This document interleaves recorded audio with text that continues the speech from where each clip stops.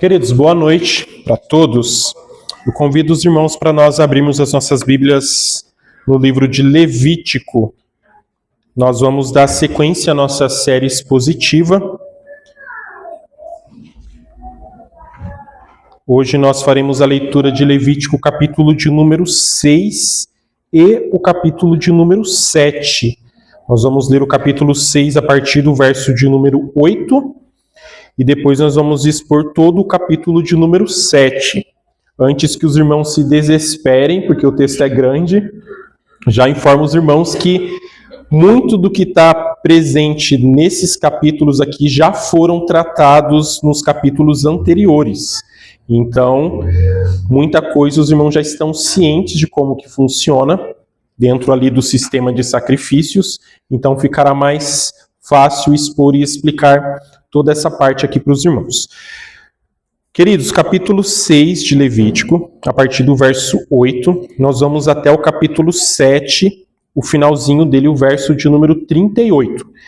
Enquanto os irmãos localizam, eu já lembro os irmãos que eu vou passar para as crianças algumas ilustrações.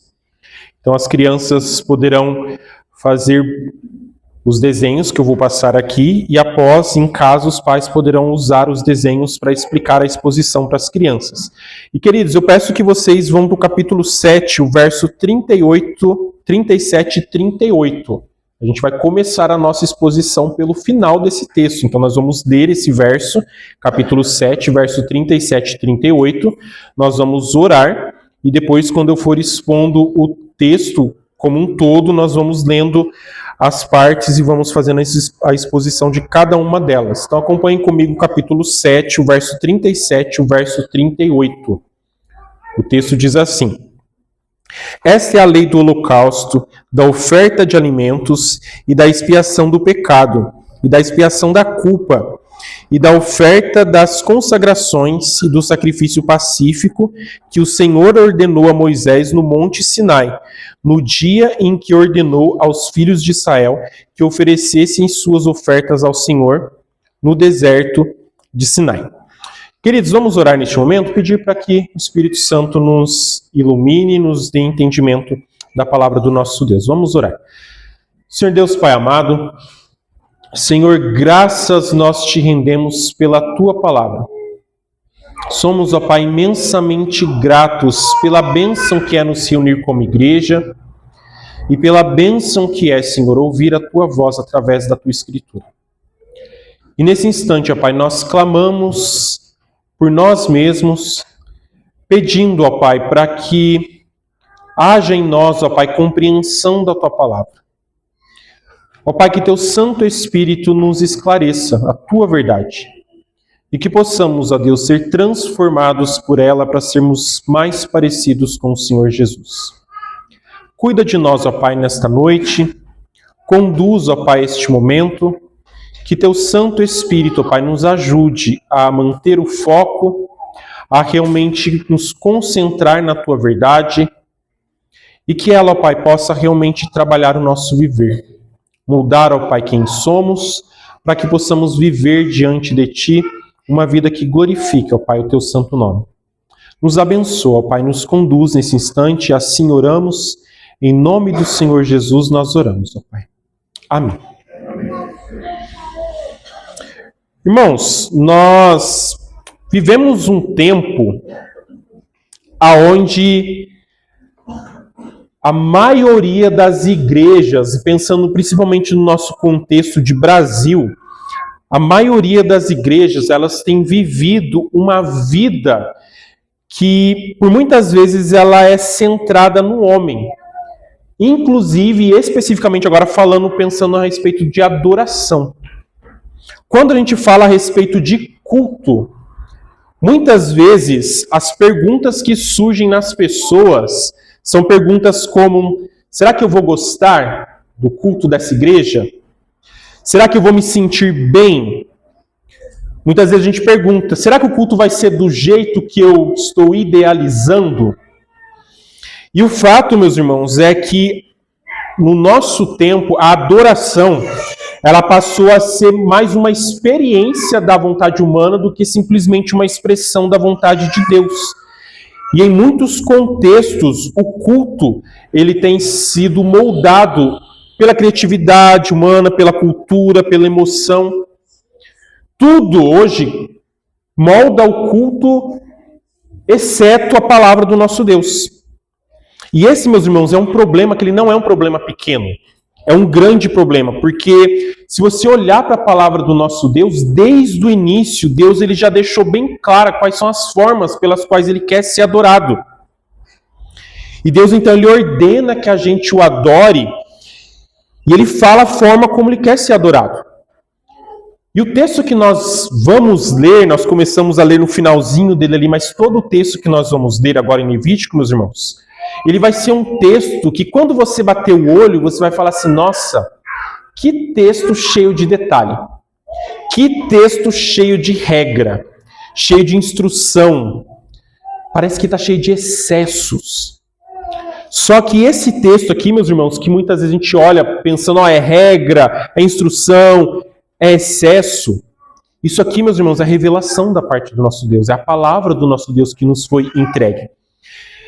E hoje o objetivo nosso é perceber que através desse texto, Deus ele vai dizer pra gente, olha pessoal, a adoração, ela não nasce do seu coração, ela nasce da minha vontade.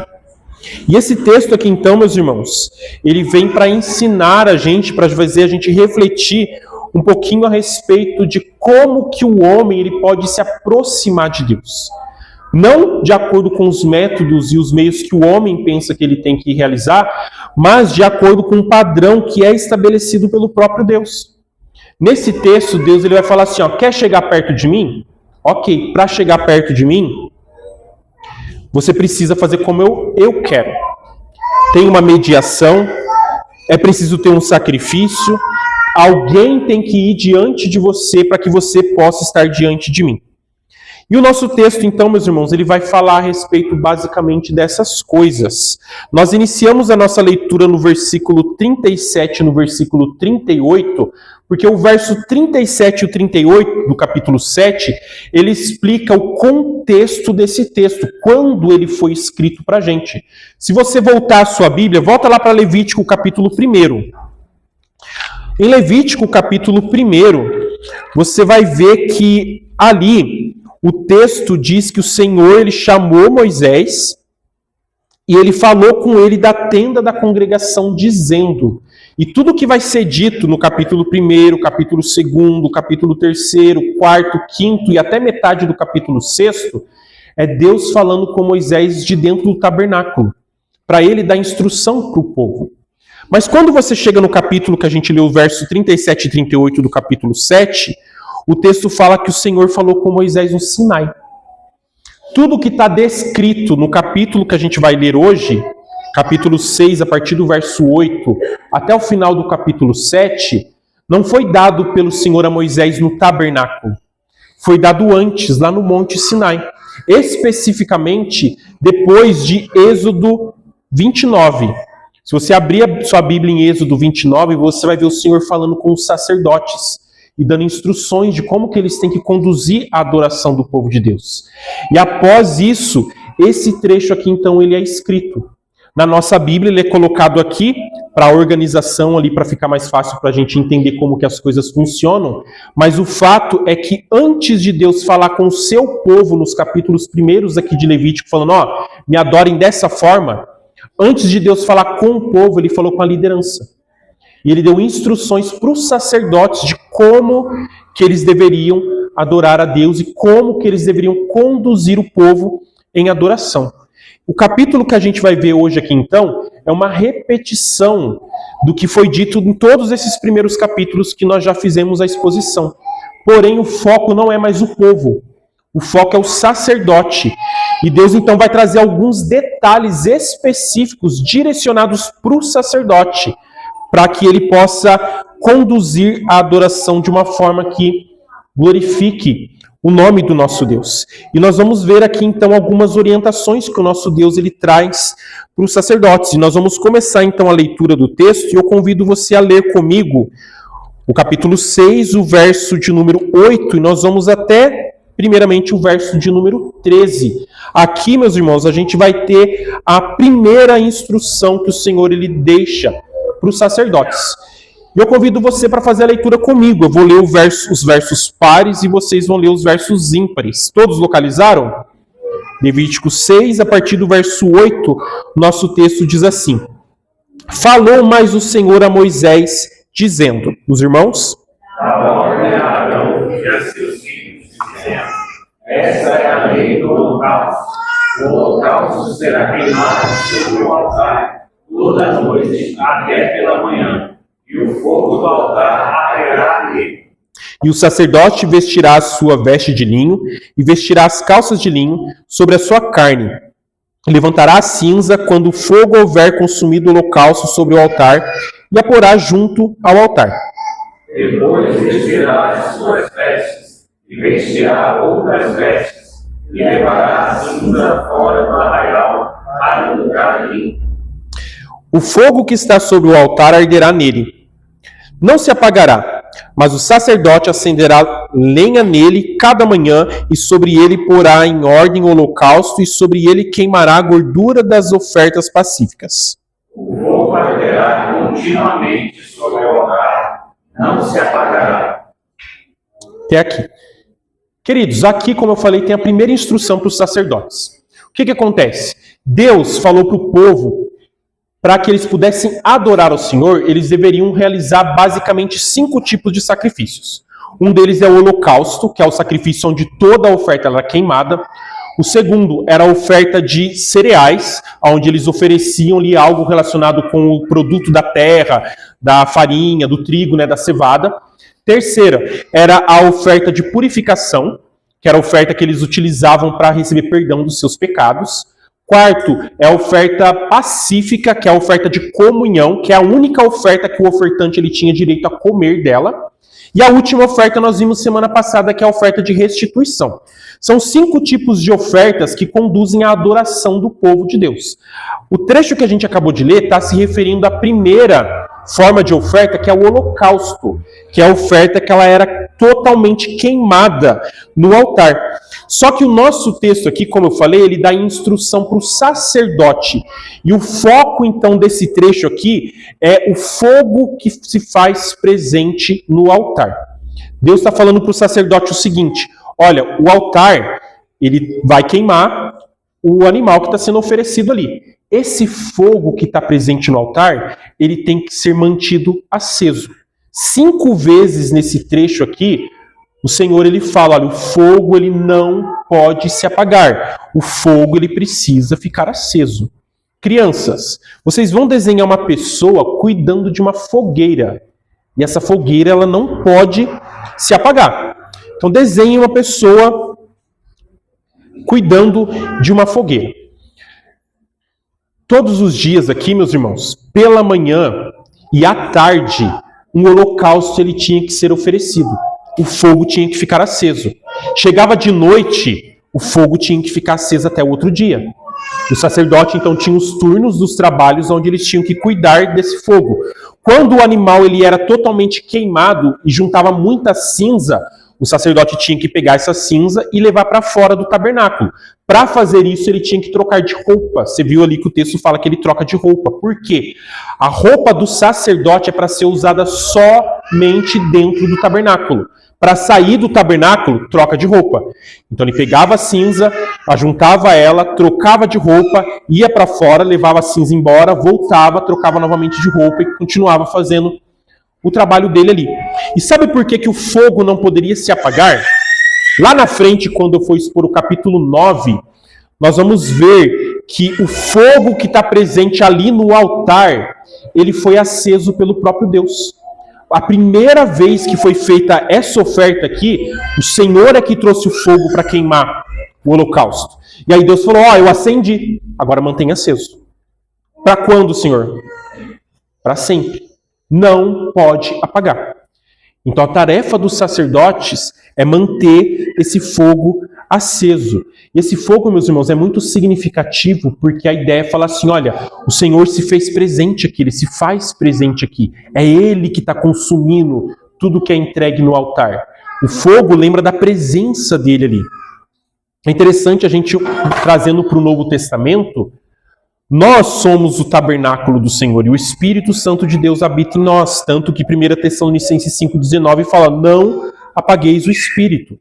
Aqui, no caso, o sacerdote ele tem que manter o fogo aceso, e a ideia ali é trazer sempre à mente do sacerdote que, olha, o nosso Deus ele se faz presente, o nosso Deus é fogo consumidor, como a gente leu no começo do nosso culto.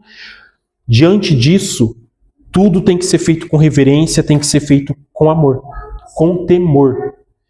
E todo sacerdote, então, era lembrado a respeito disso. A primeira tarefa deles, então, a primeira orientação para eles era, ó, não deixa esse fogo apagar. Só que o texto, então, nosso segue e tem a segunda orientação, que está no verso de número 14 até o verso de número 18. Nós vamos ler novamente, eu peço novamente que os irmãos ajudem na leitura. Vamos lá. Verso 14. E esta é a lei da oferta de alimentos. Os filhos de Arão a oferecerão perante o Senhor diante do altar. Irmãos? Da flor e farinha, da oferta e do seu azeite, e todo o incenso que estiver sobre a oferta de alimentos. Então acenderá sobre o altar, cheio suavemente, o cerimonial ao Senhor. E o restante dela comerão Arão e os seus filhos. Ázimo se comerá no lugar santo, no pátio da tenda da congregação comerão. Levado pelo santo, sua porção é feliz nas minhas ofertas queimadas. Coisa santíssima é, como a expiação do pecado e como a expiação da culpa. Todo homem entre os filhos de Arão comerá dela. Estatuto perpétuo será para as vossas gerações das ofertas queimadas do Senhor.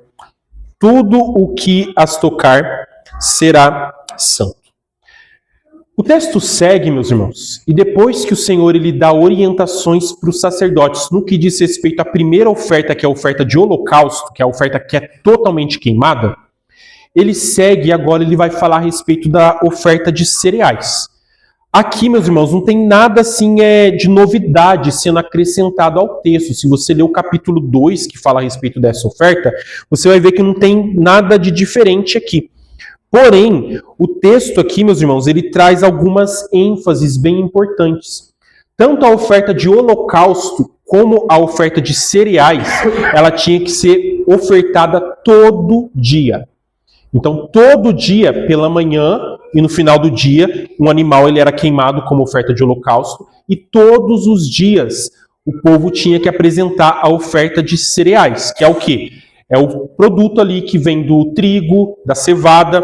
Eles tinham que ou levar seco ali, cru, e apresentar como oferta ao Senhor junto com azeite, com incenso, ou eles preparavam algum tipo de bolo e apresentavam ali. Para que eram essas ofertas?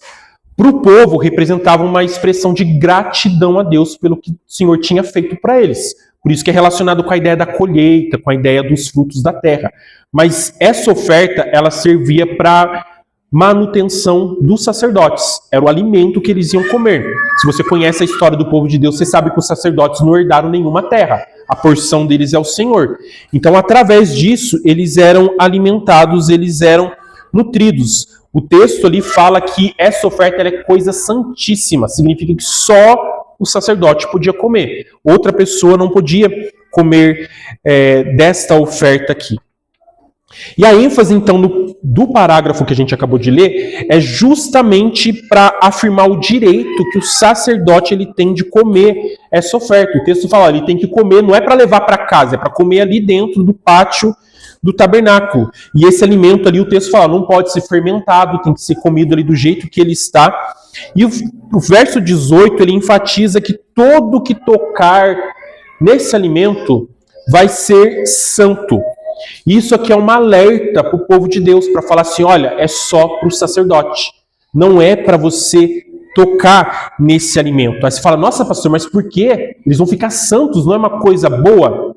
Aqui no caso não.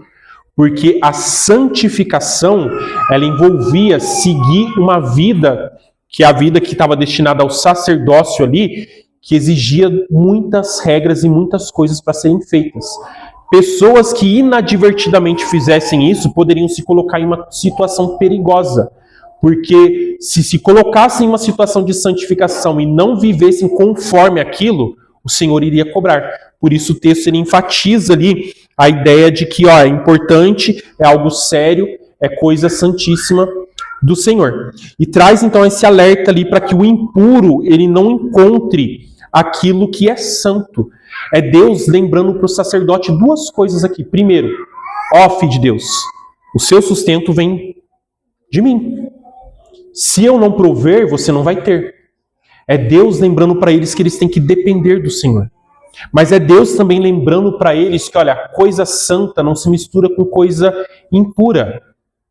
As coisas sagradas, elas não podem ser banalizadas. E através dessa instrução aqui, Deus reforça isso para o sacerdote. É lembrar para ele, olha, as coisas do Senhor têm que ser levadas a sério. E a sua vida, ela tem que ser uma expressão de dependência do Senhor. Porque Ele provê todas as coisas. E o texto então continua, meus irmãos. E a partir do verso 19 até o verso 23, aqui tem uma novidade com relação à oferta de cereal. Convido os irmãos para fazerem a leitura comigo. A partir do verso 19 diz assim: Falou mais o Senhor a Moisés dizendo, os irmãos... Esta é a oferta de Arão e de seus filhos, a qual oferecerão ao Senhor no dia em que lhe for ungido. A 10ª parte de um éfa de flor de farinha pela oferta de alimentos contínuo. A metade pela manhã e a outra metade à tarde. Numa caçoula se fará com azeite, cozida a trarás, e os pedaços cozidos da oferta oferecerás em cheiro suave ao Senhor. Também o sacerdote, que tem seus filhos for ungido em seu lugar, fará o mesmo, por estatuto perpétuo será ela toda queimada ao Senhor. Assim, toda a oferta do sacerdote será totalmente queimada, não se comerá. O texto segue, meus irmãos, e ele continua falando sobre oferta de cereais. Só que, como eu falei, agora ele traz uma novidade, porque lá no capítulo 2, quando ele fala de oferta de cereais, ele diz que o povo traz a oferta de cereais. Aqui nesse trecho, ele mostra pra gente que o sacerdote, ele também deve fazer essa oferta. Então não é somente o povo que tem que manifestar gratidão pelas coisas que o Senhor dá, mas o próprio sacerdote, todos eles, a tribo de Levi, ela também tinha que manifestar gratidão ao Senhor. Lembra? É uma oferta de expressão de gratidão a Deus pelas bênçãos, a começar pelo perdão que eles recebiam pelo pecado. E essa oferta também ela era uma ideia assim, de você expressar diante do Senhor a gratidão e o desejo de viver uma vida obediente a Ele. O texto fala que no dia que o sacerdote ele era ungido, a partir desse dia ele tinha que começar a fazer essa oferta. Todos os dias ele tinha que fazer essa oferta. Então, virou sacerdote, foi ungido, começa a ofertar. E a partir desse dia, você só para quando você morrer. Todos os dias, como povo, o sacerdote tinha que fazer essa oferta ao Senhor. Só que tem uma diferença da oferta deles para com a oferta do povo. O povo levava a oferta, o sacerdote pegava um punhado dela com a mão, queimava ela no altar, o restante era do sacerdote para ele comer. Mas quando o sacerdote fazia essa oferta, o texto fala que ele tinha que cozinhar ela, ele tinha que preparar um bolo, e o bolo era todo queimado, não sobrava nada para o sacerdote. Quando ele ofertava, ele tinha que queimar tudo. Então era uma expressão de gratidão total ao Senhor. Crianças, vocês vão... Lembra a fogueira que vocês desenharam aí? Vocês vão desenhar agora um bolo bem bonito, e esse bolo ele vai ser jogado totalmente na fogueira. Em caso, o pai de vocês vai explicar o porquê que esse bolo está sendo jogado na fogueira. Meus irmãos, isso aqui é um lembrete diário para a liderança de que eles precisam demonstrar gratidão constante a Deus e de que eles têm que ter uma disposição para obedecer ao Senhor. Essa é a orientação que está sendo dada para eles aqui. Olha, não é só o povo que agradece. Vocês têm que ser gratos. Todos os dias vocês têm que ser gratos. E todos os dias vocês têm que demonstrar uma disposição para obedecer. O texto segue. E a próxima parte aqui, meus irmãos, ela vai falar a respeito da oferta de purificação. Começamos com oferta de holocausto, passamos pela oferta de cereais. A partir do verso de número 24, o texto vai falar para a gente a respeito da oferta de purificação, que é a oferta que era feita para que você recebesse perdão de pecados. Então acompanhem comigo, me ajudem na leitura, a partir do verso 24 até o verso 30. Falou mais o Senhor a Moisés, dizendo: Fala a Arão e a seus filhos, dizendo: esta é a lei da expiação do pecado. No lugar onde se degola o holocausto, se degolará a expiação do pecado perante o Senhor, coisa santíssima é. O sacerdote que a oferecer pelo pecado a comerá. No lugar santo se comerá, no pátio da tenda da congregação. Tudo que tocar a carne da oferta será santo. Se o seu sangue for aspergido sobre as vestes de alguém, lavará sem ofuscação a língua sobre ele. E o vaso de barro em que for cozida será quebrado. Porém, se for cozida num vaso de cobre, esfregar-se-á e lavar-se-á na água. Todo homem tem sacerdote comerá, coisa santíssima é. Porém, não se comerá nenhuma oferta pelo pecado, cujo sangue se traz à tenda da congregação, para expiar no santuário, no fogo será queimado. Queridos, como eu falei, o texto segue e aqui a gente tem orientações no que diz respeito à oferta de purificação, que é a oferta para pedir perdão de pecados. E aqui tem basicamente 3 orientações sobre essa oferta para o sacerdote. A primeira delas, o texto fala que o animal que vai ser usado para purificação, ele tem que ser degolado no mesmo lugar onde era degolado o animal para o holocausto. E ele fala que a carne desse animal, ela tem que ser consumida somente pelo sacerdote. Ele fala, é coisa santíssima. Sempre que falar que coisa santíssima, é coisa só para o sacerdote colocar a mão. E o texto fala que ela tem que ser comida no pátio do tabernáculo. Essa é a primeira instrução, ó. O animal da purificação tem o lugar certo para ele ser morto, é no lugar onde os animais do holocausto são mortos, só vocês vão comer, e tem que ser comido dentro do pátio do tabernáculo. A segunda orientação é a que o texto ele dá mais ênfase aqui para a gente, que é no que diz respeito ao cuidado com o sangue. Se os irmãos estão lembrados, o capítulo 4 aqui de Levítico, ele vai falar dessa oferta. Ele é o capítulo mais extenso e ele vai falando da oferta de várias e várias formas. Por quê? Porque ele apresenta a forma de se conseguir perdão de formas diferentes dependendo de quem é a pessoa. Se fosse o sacerdote, tinha um jeito dele pedir perdão. Se fosse todo o povo que pecou, tinha outro jeito. Se fosse um líder, de um jeito. E se fosse uma pessoa específica, uma única pessoa, outro jeito. Então, 4 diferentes tipos de pessoas ofereciam diferentes tipos de oferta ali, modos diferentes de ofertar para pedir perdão pelos pecados. E se os irmãos estão lembrados, essa é a oferta mais sangrenta. Porque nessa oferta aqui, quando o sacerdote, por exemplo, pecava, o sangue de um boi era todo recolhido numa bacia e ele tinha que ser derramado dentro do tabernáculo ali no véu do templo ali. Se era o povo, tinha que ser derramado em um lugar. Se era outra pessoa, tinha que ser derramado em outro lugar. Então esse sangue é através dele que o povo recebia perdão de pecados. Então é a oferta mais sangrenta, é a oferta onde tinha sangue para todo lado. Só que o fato de ter sangue para todo lado não significa que o sangue pode ser jogado em qualquer lugar. Tem um lugar específico para ele ser depositado.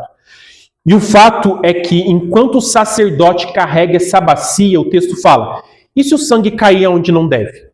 E se cair na roupa? E se cair em algum móvel? O que deve ser feito? Essa é a ênfase aqui sobre o sangue. A ideia é falar assim, olha, se o sangue caiu em algo, esse algo precisa ser imediatamente lavado para retirar todo o sangue. Ah, não tem como lavar aquilo sobre o qual o sangue caiu. Se não tiver como ser lavado, tem que ser destruído. Caiu na roupa, manchou, taca fogo. Caiu ali, por exemplo, num vasinho de barro, a carne teve contato ali com um vaso de barro e o barro absorveu o sangue, tem que ser quebrado. Ah, se é de bronze, dá para ser lavado.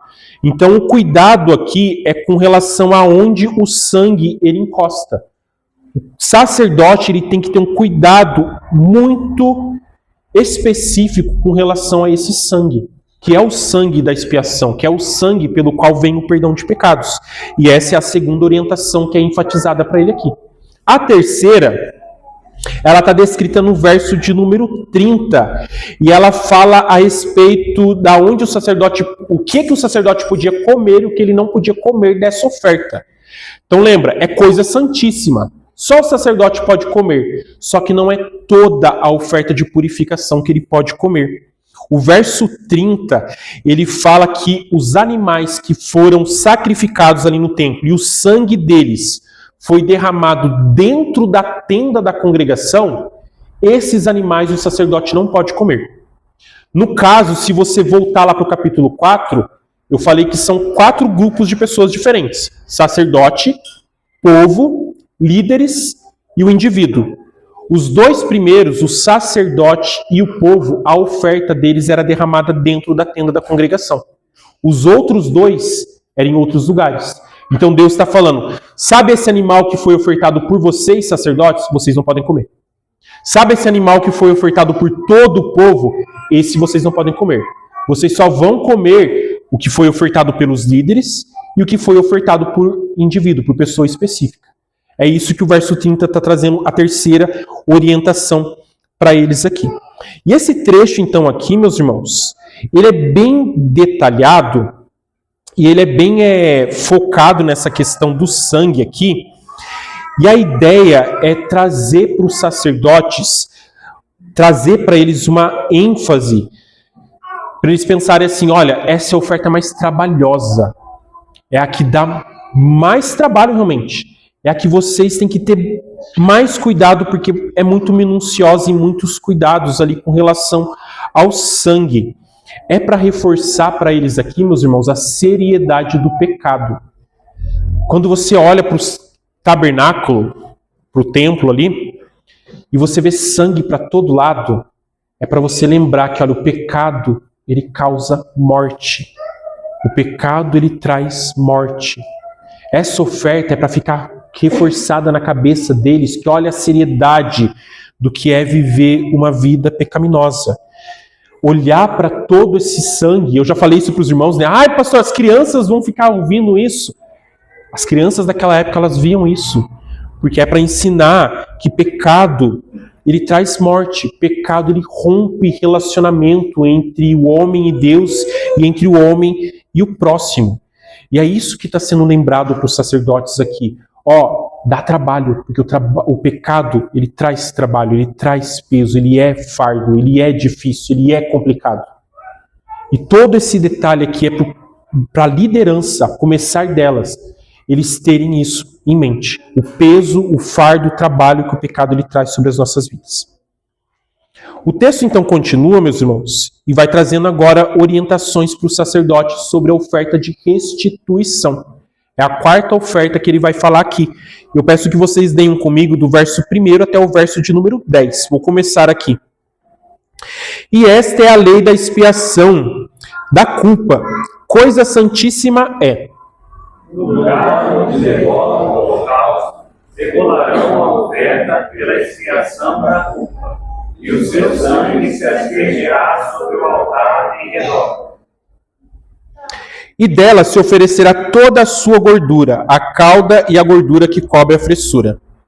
Também ambos os rins e a gordura que eles há, e está junto aos lombos, e o vermelho sobre o vermelho, como rins ficará. E o sacerdote os queimará sobre o altar em oferta queimada ao Senhor. Expiação da culpa é. Todo ladrão e sacerdote se comerá. No lugar santo se comerá, coisa santíssima é. Como a expiação pelo pecado, assim será a expiação da culpa. Uma mesma lei haverá para elas. Será do sacerdote que houver feito propiciação com ela. Também o sacerdote que ofereceu o holocausto de alguém, o mesmo sacerdote terá para si o couro do holocausto que ofereceu. Como também toda oferta que se cozer no forno, com tudo o que se preparar na frigideira e na caçoula será do sacerdote que a oferecer. Também toda oferta amassada com azeite, ou seja, será de todos os filhos de Arão, assim como o meu. Meus irmãos, esse trecho aqui, ele segue trazendo duas orientações. Na verdade, ele vai trazer várias. Ele traz uma orientação específica para a oferta de restituição. Ele vai trabalhar ela do verso 1 até o verso 7. O verso 8, 9 e 10 é uma colocação, digamos assim, geral sobre outras ofertas. É como se Moisés estivesse falando assim, gente, ó, sobre as outras ofertas, faltou falar isso aqui. Verso 8, 9 e 10, ele acrescenta mais algumas coisas. Mas o verso de número 1 ao 7, que é a primeira parte que eu vou falar aqui, ele foca na oferta de restituição, que é a pregação que eu fiz na semana passada.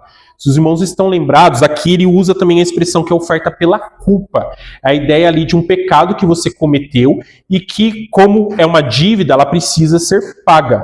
Então traz a ideia ali do pecado como um aspecto comercial, como uma dívida que nós temos para com o Senhor. E o texto aqui, meus irmãos, ele vai trazer detalhes sobre como que essa oferta ela é feita.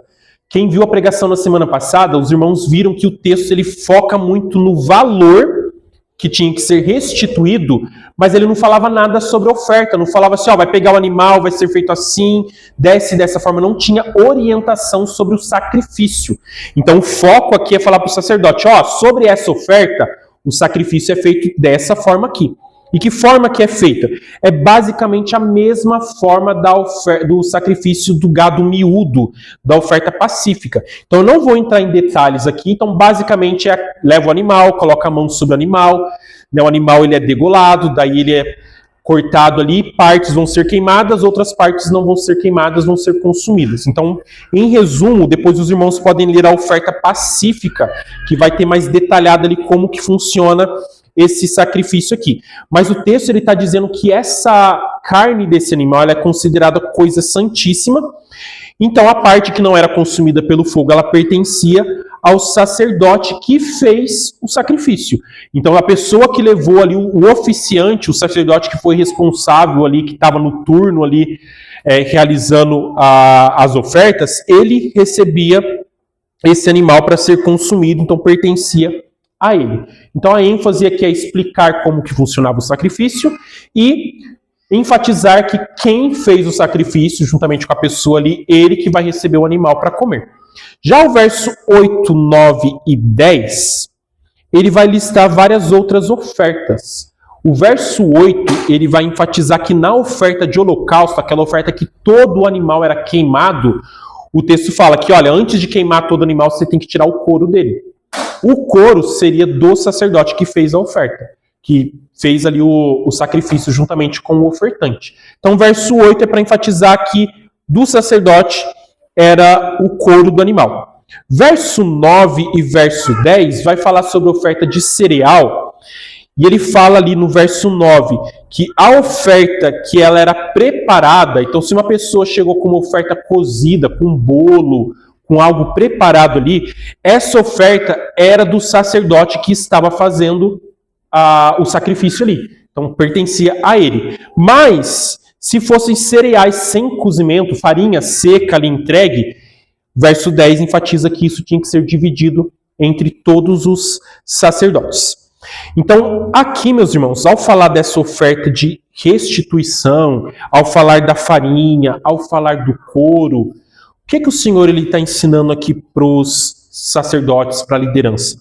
Ele está enfatizando aqui para eles que existem certas coisas das quais eles têm direito, mas existem certas coisas que esse direito é compartilhado. A ideia ali é eles aprenderem, isso é seu, isso não é seu, isso é do povo, isso não é do povo.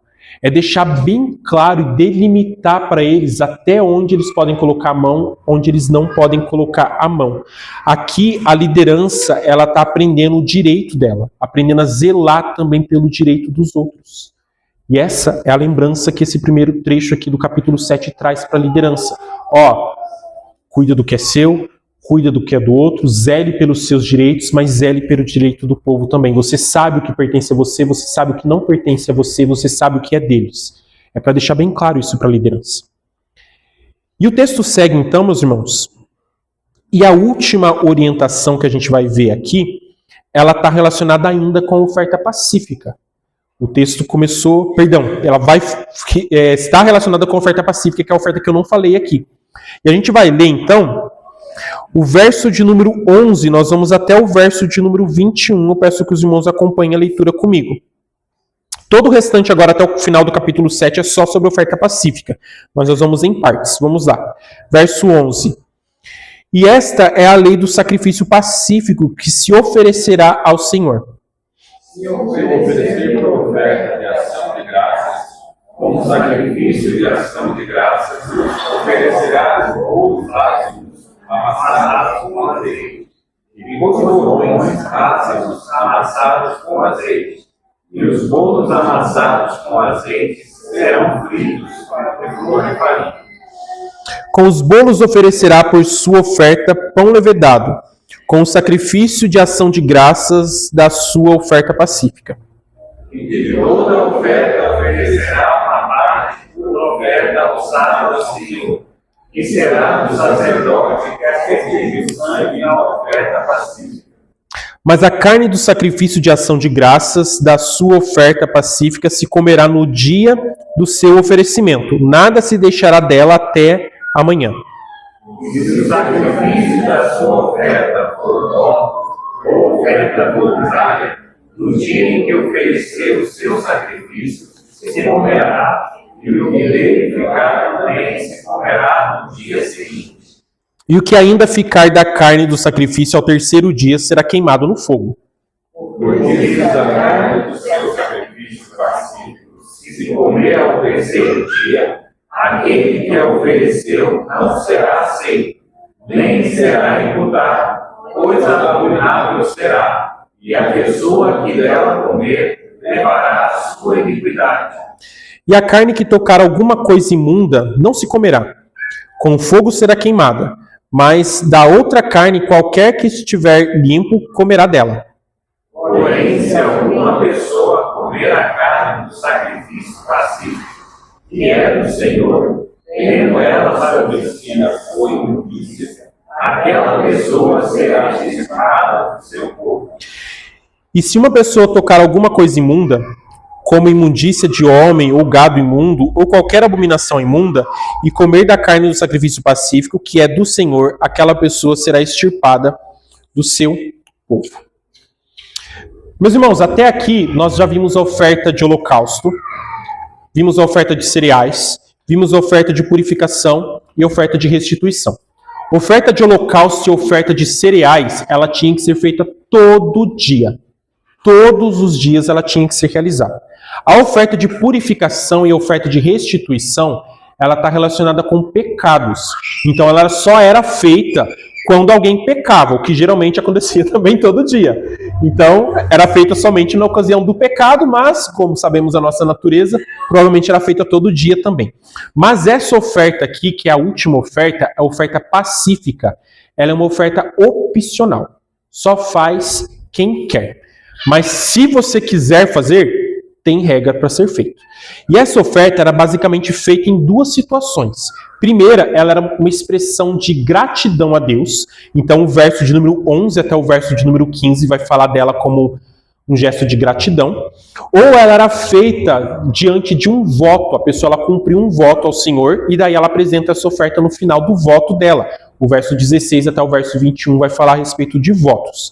Então, no que diz respeito à oferta pacífica relacionada com ação de graças, tinha que ser oferecido um animal, só que essa oferta ela era obrigatório ela ser acompanhada de uma oferta de cereal. E o texto fala, tinha que ter bolo, coscorrões, pães, todos eles com azeite. Então não era uma dessas coisas, eram as três coisas.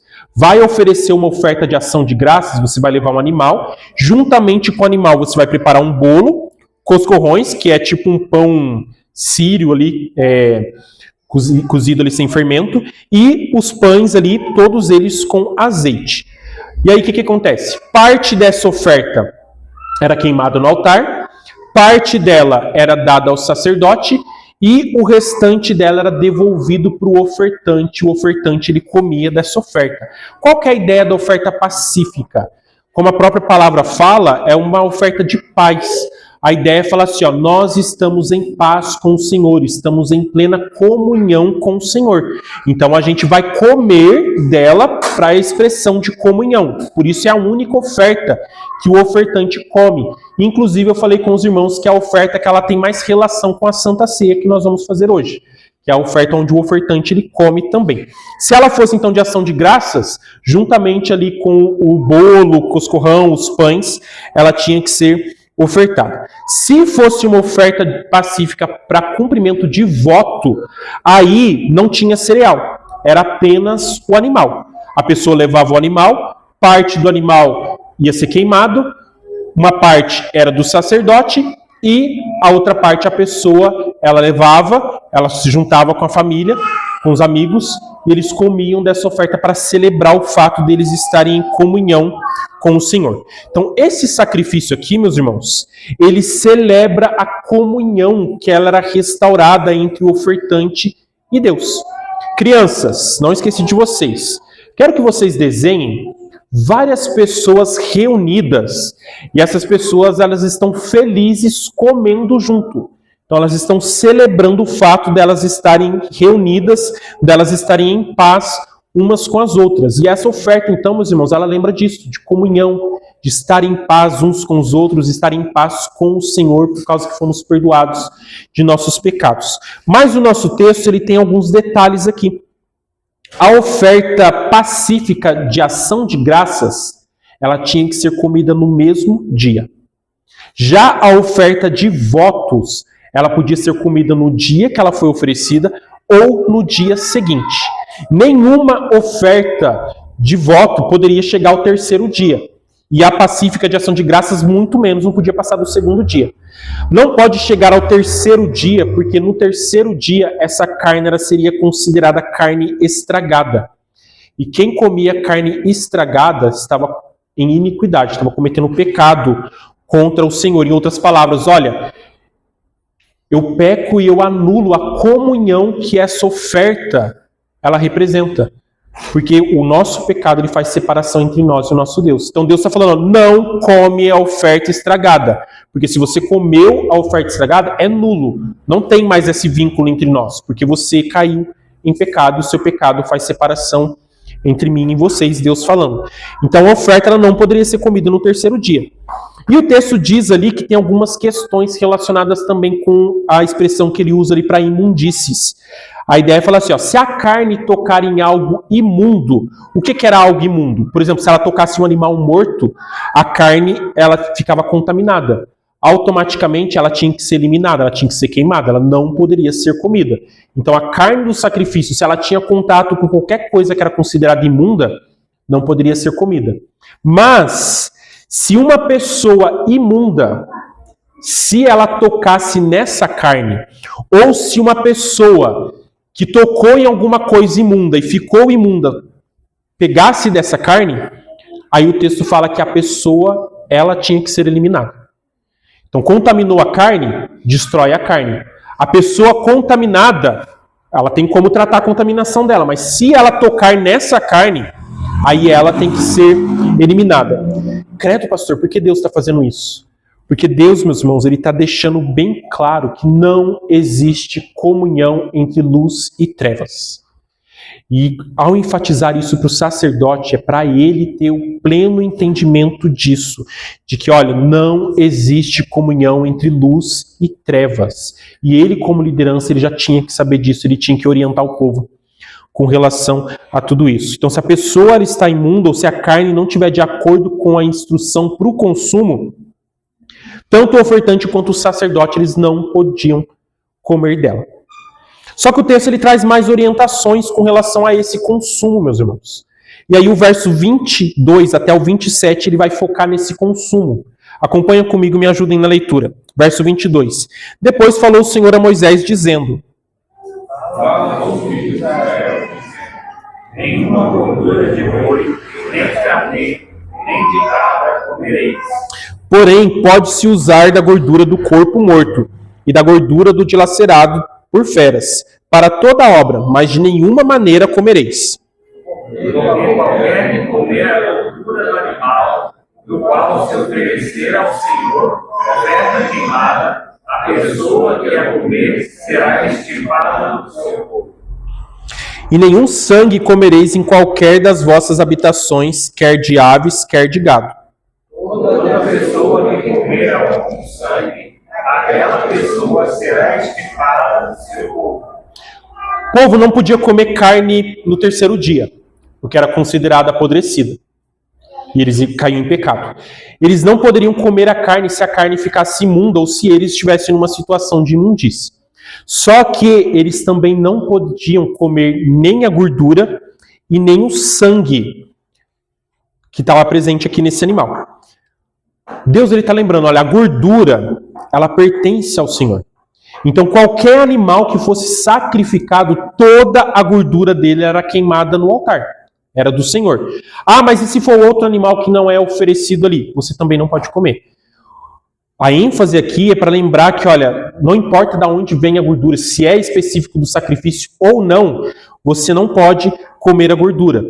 Ela pode ser usada para qualquer outro serviço ali, pode ser usada para iluminação, para polimento, para qualquer outro propósito, mas para consumo não.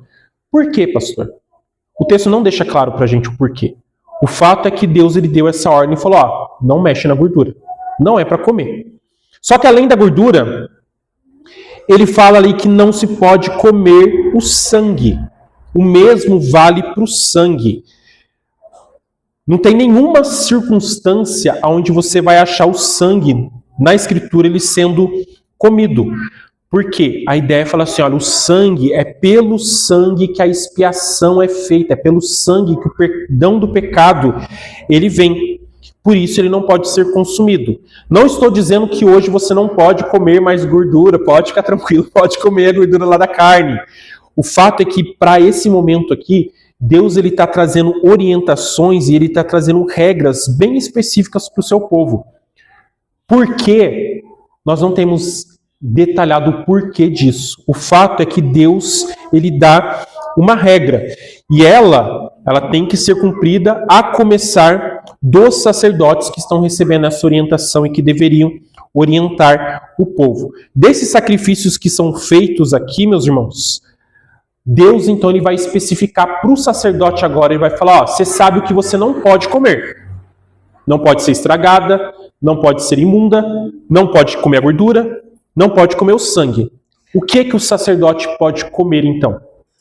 Aí o verso final, o trecho final aqui do capítulo vai falar sobre o que o sacerdote pode comer. Acompanha comigo a leitura.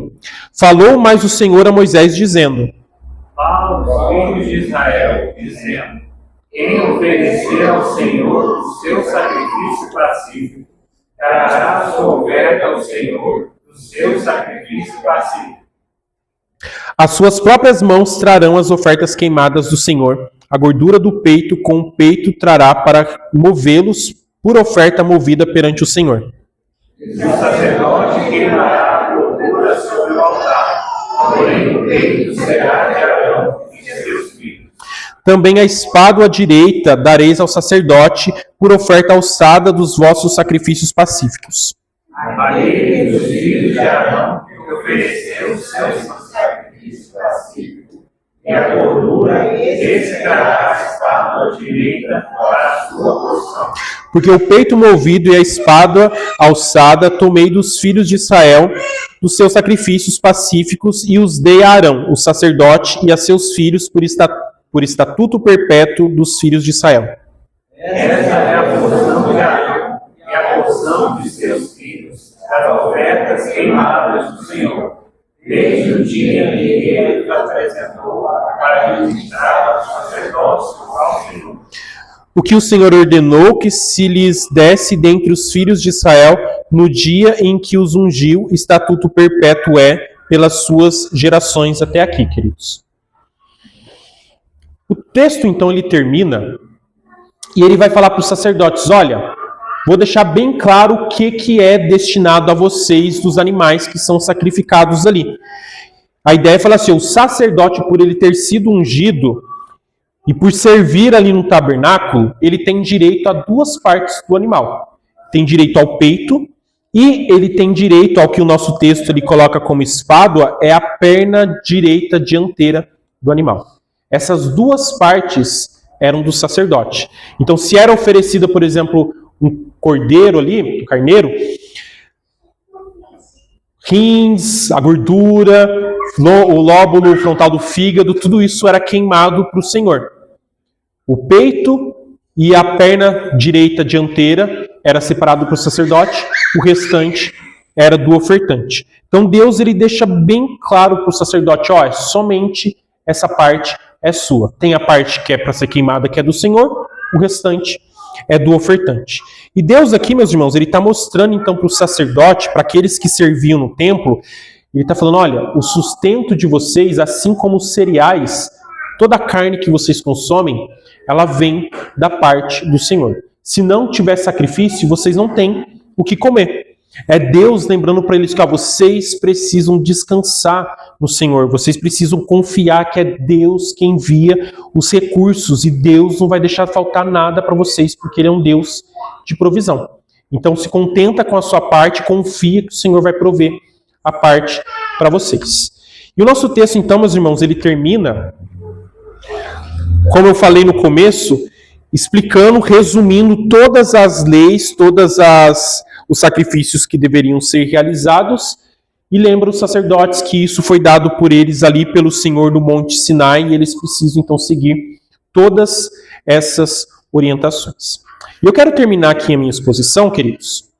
Quando a gente acompanha a leitura de Levítico, a tendência nossa é olhar para esse texto e ver ele assim como um texto que ele soa meio mecânico para a gente, porque é muita regra, é muita sequência, é muito detalhe, é muita informação. Só que o texto aqui, meus irmãos, como eu falei no começo, ele está trazendo algo extremamente importante para nós. Eu comecei essa exposição falando para os irmãos que no nosso tempo, nos dias de hoje, a adoração ela tem sido moldada pelo homem. A gente decide como adorar. Eu vou adorar do jeito que eu sinto, eu vou adorar do jeito que eu prefiro.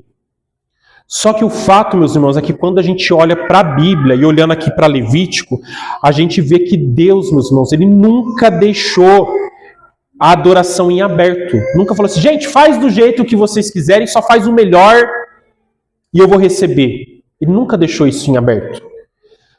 Deus ele falou assim, olha, eu vou coordenar a adoração. E cada detalhe, cada questão minuciosa aqui, meus irmãos, ela mostra que, olha, a adoração ela tem que acontecer não conforme o que a gente quer, mas conforme o que o Senhor ordena. E fazer isso é expressão de reverência. Fazer isso conduz à santificação. A gente viu aqui, fogo não pode ser apagado. Pensa no sacerdote todo dia preocupado ali, tendo que cuidar para o fogo não apagar. Sangue não pode ser derramado em qualquer lugar. Se derramou, vai ter que limpar. Tem coisa que você pode comer, tem coisa que você não pode comer. Quem descuida pode morrer. Deus, ele dá cada um desses detalhes, que é para mostrar para o homem que, olha, o jeito de se aproximar dele não é o homem quem define. É o Senhor quem define. É do jeito dele. E, meus irmãos, tudo isso aqui, todos esses sacrifícios, todas as coisas que Deus está apontando aqui, a gente sabe muito bem que tudo isso se cumpre no Senhor Jesus. Cristo, meus irmãos, ele é o verdadeiro e perfeito sacerdote. E é através dele que a nossa adoração é mediada.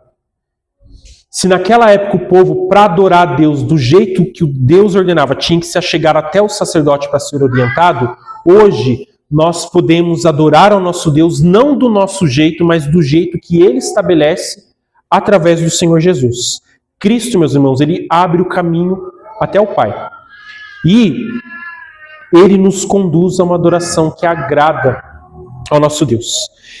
E diante disso, meus irmãos, diante dessa verdade, que é isso que Levítico quer revelar aqui pra gente, porque tudo aqui aponta para o Senhor Jesus, diante dessa verdade de um Deus que quer ser adorado não conforme as nossas invenções, conforme os nossos desejos, mas conforme aquilo que ele dita, a gente vai pensar e vai trazer então algumas aplicações, algumas lições para as nossas vidas. E eu vou colocar 3 coisas aqui para a gente refletir. E a primeira delas, meus irmãos, a gente precisa lembrar todo dia que a adoração, meus irmãos, ela começa em Deus. Ela não começa no homem. A adoração, ela começa em Deus, não em você. O nosso próprio culto é a expressão disso. A gente começa o culto com chamada à adoração. Sabe quem chama você para adorar? É Deus. Não é você que fala, eu vou lá porque eu simplesmente quero e eu decido a hora que eu vou. É Deus quem nos chama. E a primeira coisa, então, que esse texto aqui de Levítico ele confronta a gente, meus irmãos, é a ideia de que eu e você podemos definir a forma como a gente adora ao nosso Deus. O texto está falando, o fogo não pode ser apagado. O sacerdote não pode seguir qualquer tipo de capricho dele. Ele não pode fazer as coisas de qualquer jeito.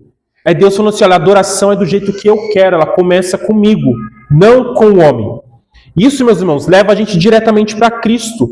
Porque se hoje, meus irmãos, a gente tem acesso ao nosso Deus, a gente pode adorar, é por causa do próprio Cristo. Ele, pela ação do Santo Espírito, ele trabalha em nós, opera em nós e conduz a gente numa adoração verdadeira.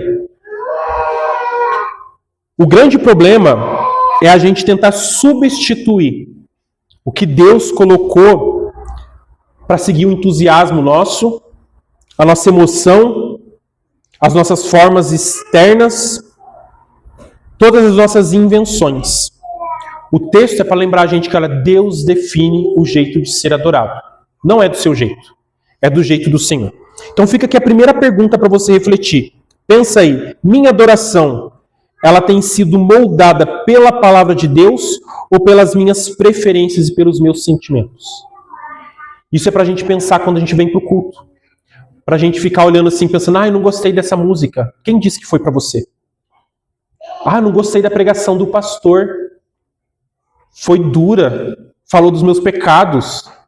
Queridos, se nós cremos que Deus fala pela palavra, e Ele está falando para você tomar vergonha na cara, receba de bom grado. E louve o nome dEle por isso. Então é para a gente lembrar que o culto não é para a gente. É para o Senhor. A adoração não começa em Deus, ela começa no homem. Tem regras, tem detalhes, é do Senhor. É assim que Ele quer, a gente segue conforme Ele ordena na sua palavra. Essa é a primeira lição para a gente. Segunda lição, o texto está a todo momento enfatizando que aquilo que é santo não pode ser tratado como comum. Todo momento ele está falando, olha, isso aqui é coisa santíssima, não pode tocar, é só do sacerdote. A ideia aqui, meus irmãos, quando ele fala ali das coisas santas, das vestes, o sangue, os utensílios, o alimento ali, é para a gente perceber que Deus, ele não trata aquilo que é santo como algo comum. É Deus falando assim, olha, a vida sagrada, ela não pode ser banalizada.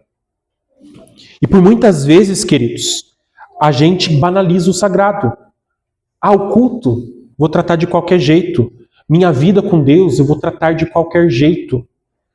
E Deus, meus irmãos, Ele está falando, olha, isso não pode ser visto para a gente como uma coisa leve, uma coisa adaptável, uma coisa negociável. Aquilo que é sagrado, a gente tem que tratar como deve ser tratado.